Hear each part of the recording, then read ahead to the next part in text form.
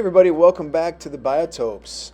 So for this video, I'm going to take you on just a regular day in the fish room.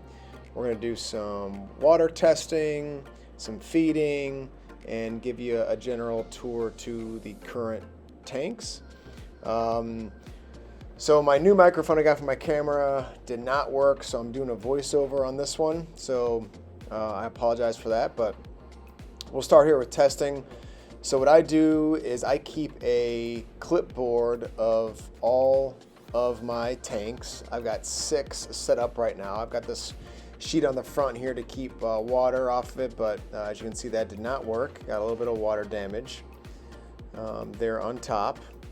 But each sheet is for a tank. So I've got 1, 2, 3, 4, 5, 6 current tanks.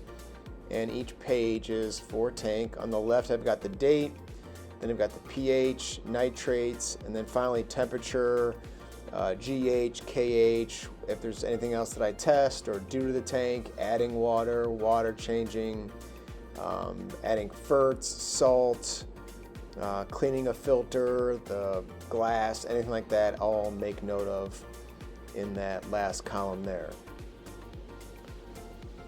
So that's, today we're going to work on tank 6. So here's the sheet for tank 6. That is the adult Suna-McGill Signifer tank. I've got 7 down there, 4 males, 3 females. And you can see the last time I was worked on this, it was about 3 weeks ago.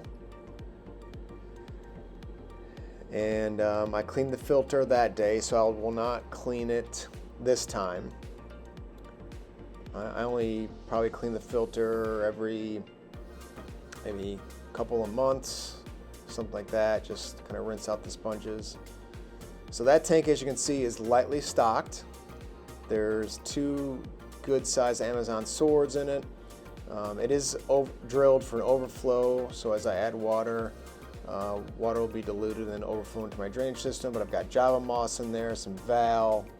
There is an Aponigeton bulb in there as well. So relatively low stocked tank and some moderately high planted system. There's some snails. There's one ghost shrimp or glass shrimp in there as well.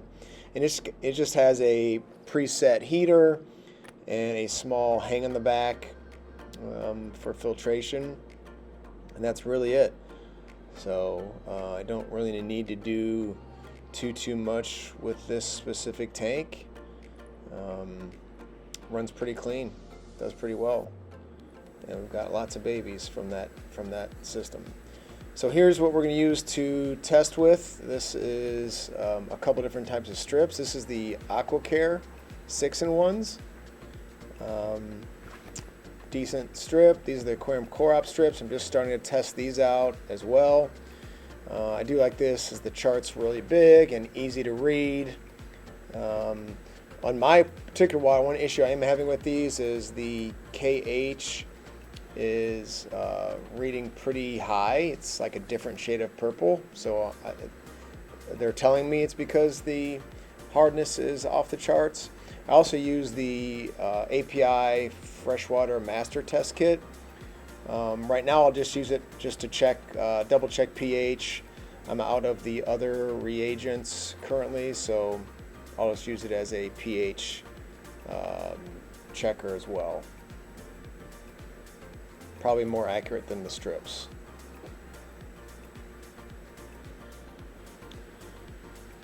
Alright, so here's for tank 6. Today is December 10th, and we're going to get these strips out and give these a test. I'm going to try to do this one-handed here. So we'll just get one out. You want to try to keep these from getting wet or exposed to the air too much, so make sure you put the top right back on. And we'll just give this a quick swish here in the water just for a few seconds. That's it, and then we'll just lie it flat and we'll start a timer and we'll wait 1 minute to read those results. In the meantime, I'll get into my bucket of tricks here and we'll test the water temp. Like I said, this is a preset heater that's in here, but we'll just give it a go. Make sure it's on surface. 76.0 is the temp. This room is heated with a small ceramic heater. And I think currently, let's check the temp. It is currently 79 in here, between 79, 75 and 81, 39% humidity, so nice and dry. And so just these bottom 4 tanks have heaters. So write that down, 76.0. You can see it's a little bit warmer than what it's been in the past. Here in the winter, I'm trying to dial in this ceramic heater. And I think a little bit of variation in temperature is okay. So it's been a minute. Let's check our strips. Again, trying to do this one-handed, just bear with me. So the GH is right about 150. So moderately hard water. No nitrites. Nitrates were right about 25 or 50, kind of in that range. No chlorine, of course. The KH is at 40. The pH, according to this, is like 6.8, it looks like, kind of more orangey than red. So we'll just record some of that info on the sheet here. So 6.8 and 25 nitrates. The GH is 150 and the KH is 40. As you can see, I'm kind of dialing in the nitrates. It really hovers around 25 or 50, which I think is good for a Planet tank. We'll double check the pH using the API Master Test Kit. This is just using the Child's acetaminophen dropper. So we'll get that up to our line.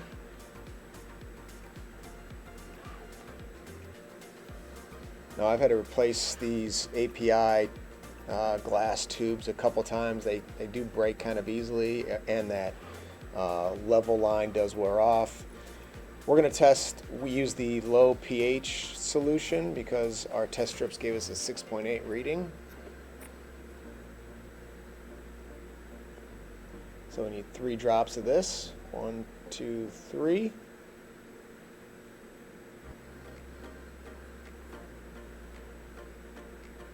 And we'll just give that a quick toss. We'll put the top on.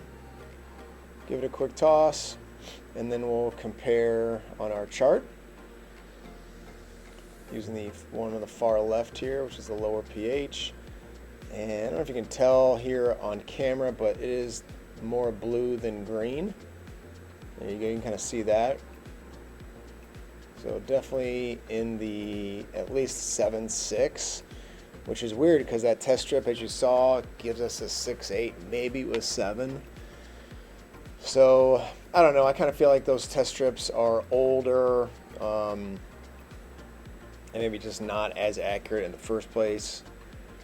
Probably certainly not as accurate, but we're at least the 7.6 here, and you know, I'm not going to test the upper range because I know it's pretty consistent and does not change too much.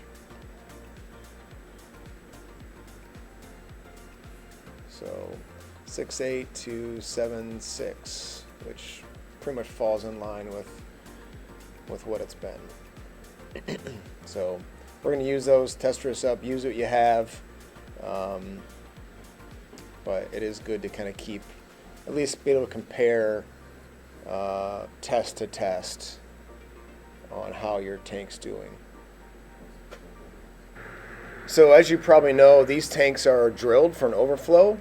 So when I don't need to do a big water change, what I'll do is I'll just add some fresh water. I use this just a little observation bucket here, and it's about half a gallon of water, and I'll just add that to the tank just to kind of freshen up the water that's currently in there, and top off anything that might have evaporated in each tank. We don't usually get too much evaporation, but I do like to add some fresh water from time to time. And so I'll get this filled up, and then we'll come on back in. All right, so we're back. We've got our fresh water. Again, it's about a half a gallon. And I just take this straight from the tap. I don't treat it at all, and we'll just pour it right here into the tank. And like I said, this will overflow a bit down the drain. How much it mixes, I'm not sure on the equation on that. You can look that up, and I still need to do some work on figuring out what that equates to, but that'll at least top it off and overflow some of the old water down into our drainage system that goes back behind. So as I said, this tank, lightly stocked. It's got Suna McGill signifers in here, 7 of them, and pretty decently planted tank. And all I have is that programmable heater and hang on the back, small hang on the back filter there for some small filtration. See, I got a little bit of duckweed. Doesn't really take off too much in this tank, and I don't mind it too much. It's not taking over, and it certainly does help with the nitrates. I don't really do too much else to this tank. I will end up adding some fertilizer here in a little bit, just for the plants. But yeah, we've got some Java fern or Java moss, Valsinaria, 2 different types of Amazon swords in here. So that does a pretty good job, and it's just a really cheap $15 light, clip-on light from Lowe's, which is actually lighting both of these bottom tanks. So again, it's a nice little tank, and this is just a holding tank for these adults, which will eventually move into my northeastern Australian biotope. Sometimes I will trim this valve. There's nothing that needs to trimmed right now. There is, as you see, a little bit of a protein film on the surface, but as you saw, the water checks out really well, and like I said, it's an ecosystem that just pretty much runs itself. So like I said, I will add some fertilizer. The fertilizer I use right now is a synthesis from Aquavitro. It's essentially pure nitrogen, and it smells like ammonia. It's got a pretty good ammonia smell to it, and it works really well. I get really good results from it. I know it's not all-inclusive, but I do think that any little bit helps, and I don't have really any heavy allergy issues. I just use a small pipette to dose this. I think directions, as we'll see here in a second, indicates essentially a half a milliliter for a 20-gallon tank. And I've played around with that a little bit. Now that my tanks are fully established and kind of time tested, I do add a little bit more than the directions say. Also, I only dose maybe every 2 or 3 weeks, so it's not a lot. It's just essentially to make sure that the plants do have some nitrogen and ammonia to feed from.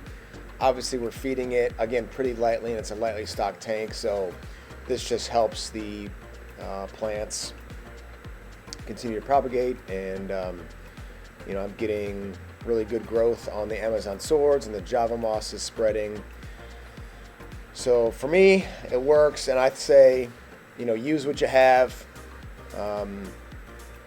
unless it's doing any kind of damage to your system. Use what you have, try different things out, mess with the dosages. That's what's fun about this hobby, is you get a chance to kind of play around and experiment with different products and different dosing levels.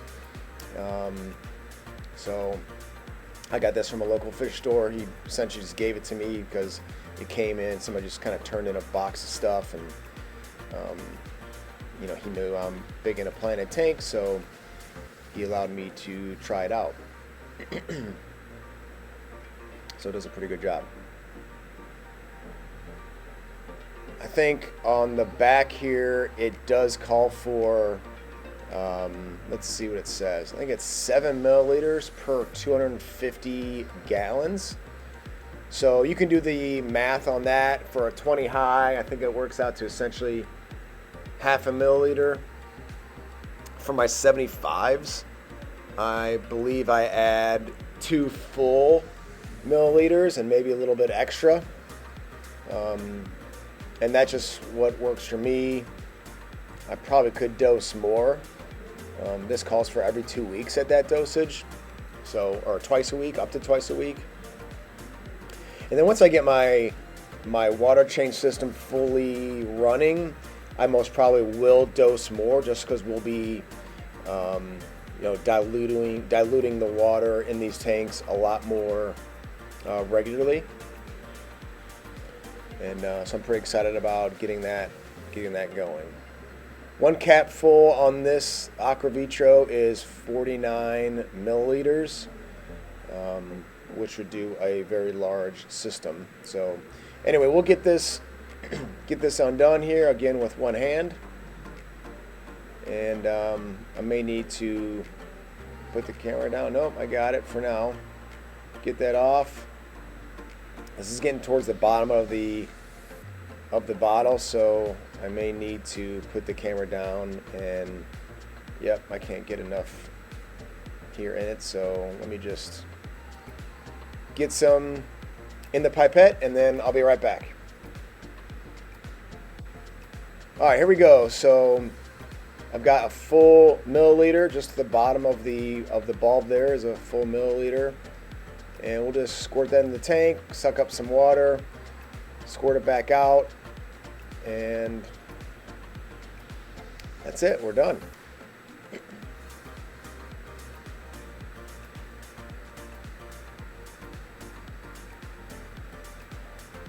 Again, it's just a light dose for me, and but works well. I don't have any algae issues on the glass at all or anything. It is a pretty low powered light, but even with that, I'm getting some growth out of the swords and the Java moss. The Val, not a ton of propagation there, but the Amazon swords, I don't know if you can tell, but do put out new leaves pretty often, pretty regularly. And that Java moss was just some kind of stragglers from when I move these fish and substrate and stuff into this tank. It's taken off, or at least definitely is expanding.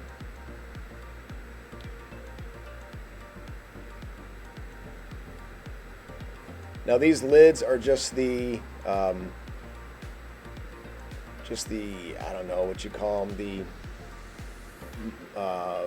just greenhouse panels. You can buy these at any hardware store. You can cut them to size, and I just put a little tab on there for a handle, and works great. Super lightweight and customizable. I cut the hang on back right around there, and works great for me.